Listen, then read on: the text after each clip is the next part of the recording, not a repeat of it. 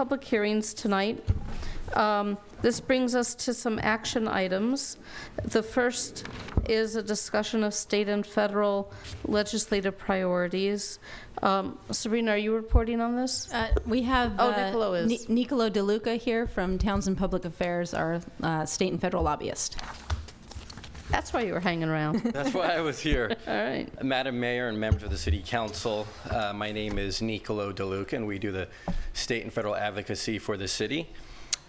Before you is a report, which is our framework for the upcoming legislative year. I want to make it clear that this is just really the framework for the upcoming year. We're very flexible and fluid. If matters come up or need to be taken off the list, by all means, that's what we'll do. We are very excited to have the mayor and the city manager in Washington, D.C. starting next week to meet with our federal legislators and select agencies. And I've also been engaging with the city manager and the city attorney on a redevelopment issue. So with that, I'll just quickly jump into the report and then receive your comments and your feedback.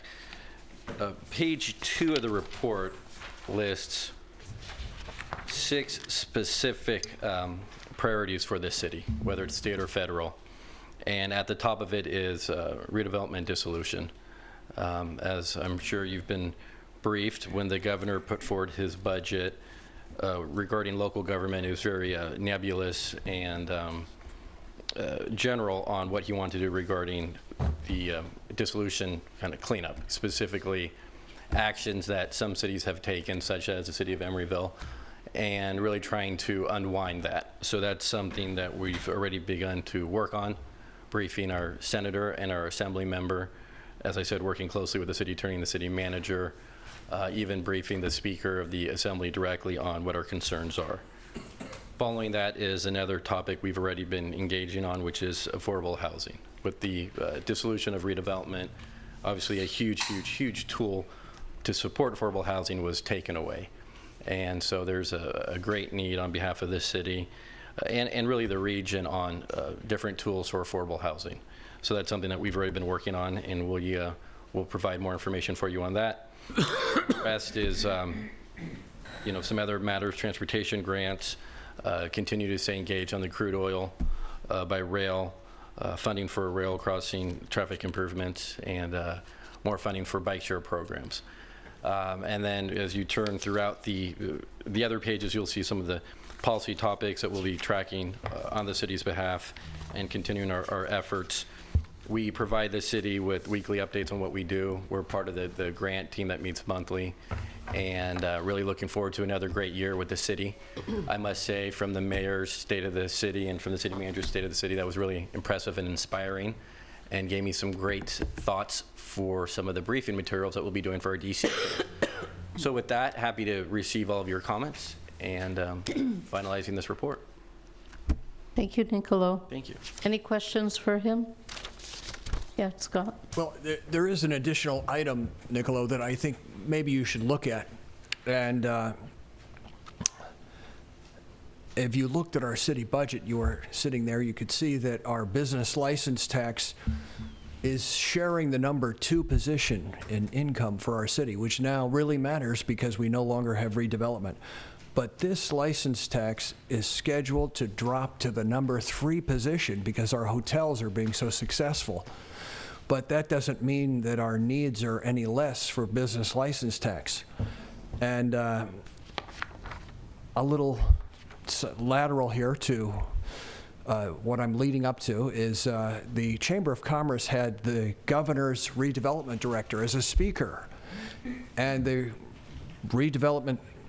the economic development director for the state was a speaker at the chamber. And he talked about how the governor would like to give the entertainment industry a tax break to help retain that sector in California. Well, if you happen to run into the governor, you should tell the governor about Emeryville, who's giving a remarkable tax break to our own section of the entertainment business, meaning Pixar has been acquired by Disney Corporation, and they are just not paying their business license tax because they are a subsidiary of the Disney Corporation. And we should get an award from the governor for what we have done for the state of California, unwillingly, but we've done it nonetheless.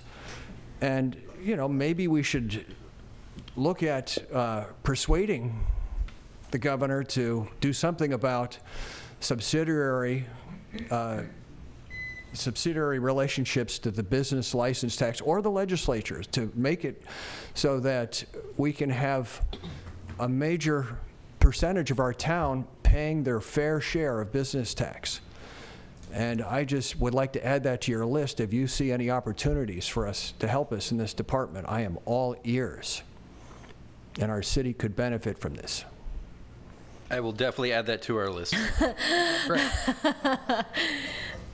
Nicola, one of the things that I would like to hear more about, I'm always just hopeful that somebody is talking about, is childcare. Definitely. So if we can just make sure that's a standing item, so that we can, not only invest in kids, but invest in the fact that parents can go to work.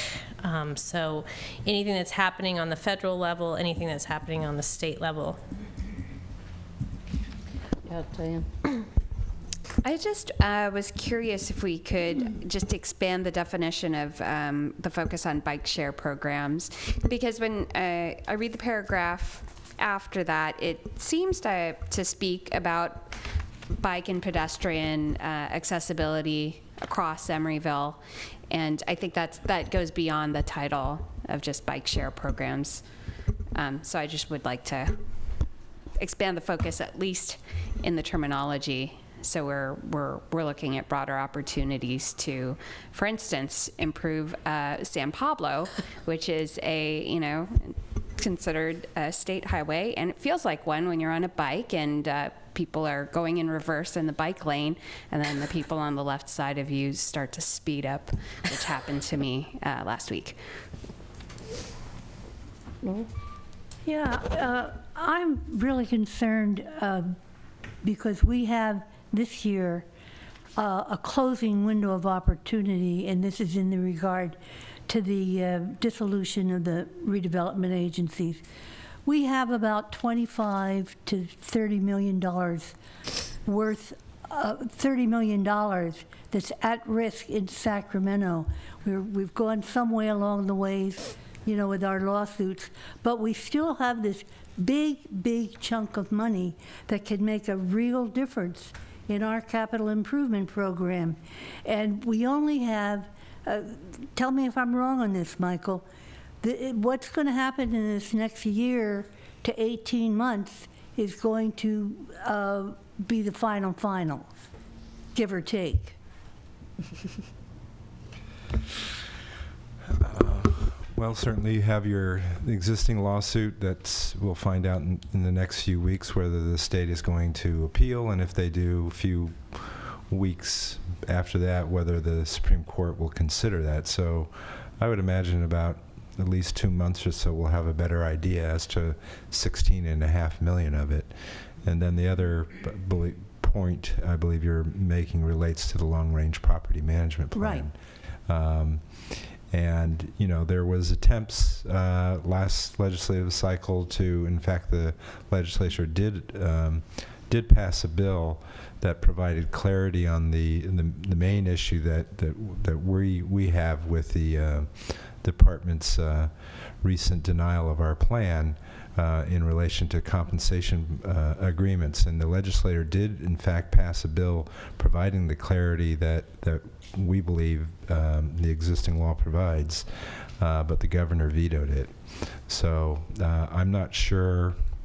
Certainly, it doesn't hurt to try and float another bill through there. I don't know if there's going to be anybody who really wants to carry it, given what happened last time. But also, who knows? It might just be a wasted effort because the governor will veto it again, more than likely. Well, my concern here is that we are talking about big sums of money that could really help us in our capital improvement program. And I would hope that the council would direct Nicolo and his group to be very, very sensitive to these issues and to search for any opportunity that we can get to move things along that will benefit us in recovering these funds. How do the rest of you feel about that? We're talking big bucks here. Yeah, right. Oh, absolutely. We need to make sure that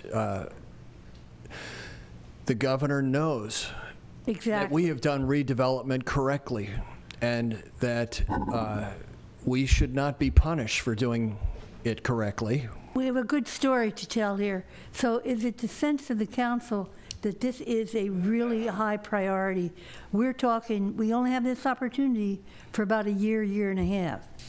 And we don't want to miss out on any kind of opportunity to get some recompense here. If I see that everybody's shaking their heads yes? Good, I like yes.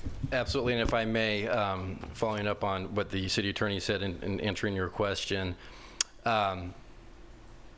the governor does not have an appetite for any bill getting to his desk on RDA dissolution or dissolution in general. Everything that's gotten to him, he's vetoed. He's made it quite clear that until dissolution is finished, he won't even consider any of this.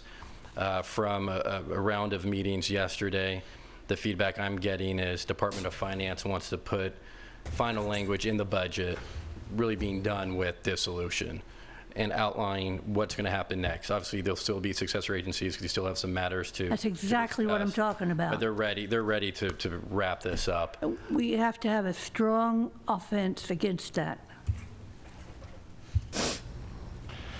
Well, we were advised that we will see the language of whatever the bill is that the Finance is preparing in February. Whether in fact we actually see that or not remains to be seen. So. Well, You know it's who a the red author alert. is, Michael? I think the author is the Department of Finance. Yeah, the Department of DOF. Finance is going to be putting forward some language probably in the next week on some of this. However, they're going to probably wait until May to really put meat on the bones with regard to their legislation. What was conveyed to me is they want to put forward carrots and sticks. And more than likely, the carrots are going to come first, and the sticks are going to be at the very end. And I'm very sensitive to what the city is facing with regards to the past lawsuit, with regard to the projects that are in jeopardy. And we've, like I said, we've already been telling our legislators what's going on. From this meeting, I would like to put something more formal in paper, have the mayor sign, so we have, you know, kind of our walking points. And I was mentioning to the city manager earlier this evening, after I do sets of rounds, and I'd like the mayor and the city manager to come up, as we just we've got to keep the pressure on them, and we've got to build That's what I'm coalitions looking with for. other Absolutely. cities that are in the same boat. Will you prepare the letter? Absolutely. Great. Thank you for sticking around. Thank you for the work in sending us to DC next week. Not a problem, our pleasure. And then I'll be sticking around for Catherine's presentation on homelessness, and so thank you very much. All right, that's the next item. Any comments on federal and state legislative priorities before we move to the next? Mr. Carpio, come forward.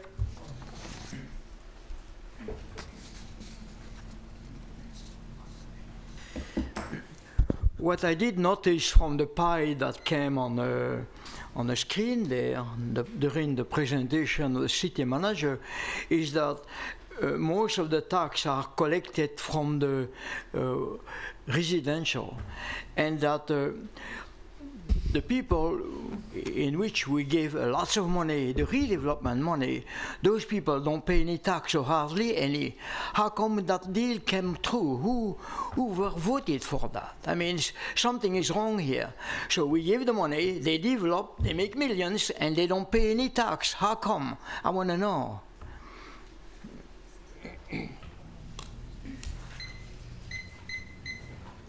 Mayor Atkin, could we have Sabrina restate what the property tax is, segment of the budget? 6%. I believe it is only 6% of our Thank general you. fund. That's what I wanted. Yeah. Thank you. All right, so Catherine, we're ready for you now.